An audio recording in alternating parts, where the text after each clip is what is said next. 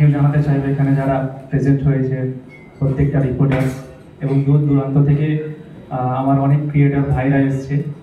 কারণ এই ইন্ডাস্ট্রিতে আসার আগে আমার পরিচয় ছিল আমি ক্রিয়েটার, সোশ্যাল মিডিয়াতে ভিডিও বানাতাম। তারপরে আমার এই সিনেমার জার্নিটা শুরু হয়। তো কালিয়াচক চ্যাপ্টার 1 এটা শুধুমাত্র সিনেমা না, এটা একটা লড়াই আমাদের জন্য। এবং এই লড়াইয়ে শুধুমাত্র আমি না, আমার সাথে সাথে আমার পুরো এন্টায়ার টিমটা রয়েছে।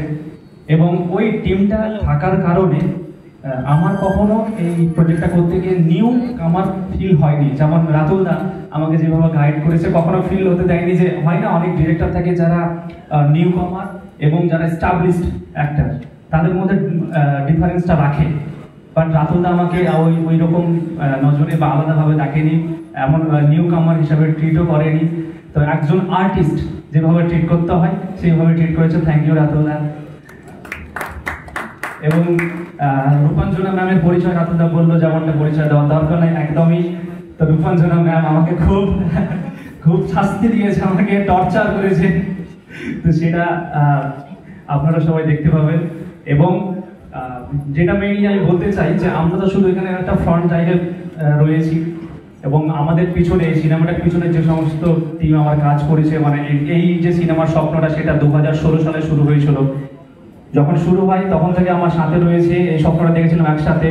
আবার ওইদিকে অয়ন রয়েছে, অয়ন একটু এদিকে ডাকবো, এদিকে আয় ভাই। এবং আমার তারপরে ছিল আমার হাসান, যারা পুরো সিনেমাটাকে বানানোর জন্য জান লাগিয়ে দিয়েছে। পুরো হাসান, প্রত্যয় ওইদিকে বসে আছে, প্রত্যয়, জনি। এবং এই টোটাল বিষয়টার সাথে আমার বাবা এসছে আজকে এটা দেখার জন্য।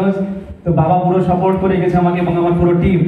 এবং বিকি সব থেকে বড় যেটা আমাদের টিম যে দিন রাত এক করে মিউজিক বানিয়েছে এই সিনেমাটার একটা স্ট্রেংথ বলতে পারি আমরা, সেটা হচ্ছে আমাদের মিউজিক। তো মিউজিক যেভাবে বিক্রি, থ্যাংক ইউ এত সুন্দর মিউজিক করে দেওয়ার জন্য।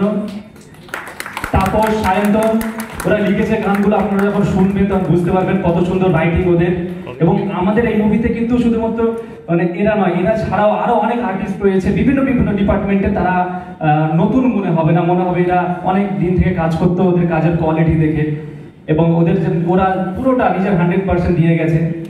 তো পুরো টিমটাকে আমি থ্যাংক ইউ জানাতে চাইবো। এবং সুব্রদীপ দাদার সাথে আমার পরিচয় প্রায় 1 বছর থেকে বেশি হয়ে গেল। দাদা এত সুন্দর গান